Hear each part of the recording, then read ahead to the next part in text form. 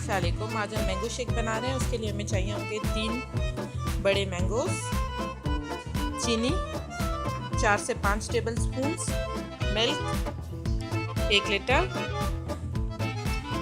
Red शरबत, फिर आप रूह अफ़ज़ा लें या जामे शीरी लें 1 टेबल स्पून, आइस क्यूब्स और थोड़ा सा पानी। मैंगो को पील करके उसके क्यूब्स करके हमने जग में डाल दिया है।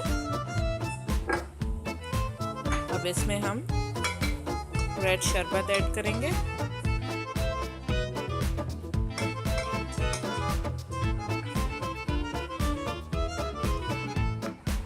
शुगर ऐड करेंगे। अब हम इसमें मिल्क ऐड करेंगे।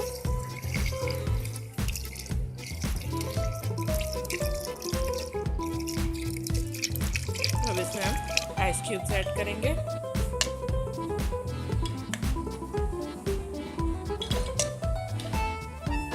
अब अच्छी तरह से हम इसे ब्लेंड कर लेंगे।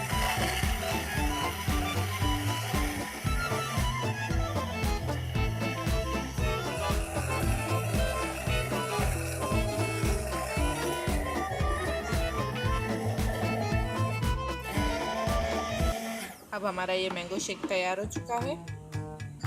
हम इसे ग्लासेस में पोर कर लेंगे। हमारा मैंगो शेक तैयार है। इस क्वांटिटी से हम अप्रॉक्सीमेटली 4 ग्लास बना सकते हैं।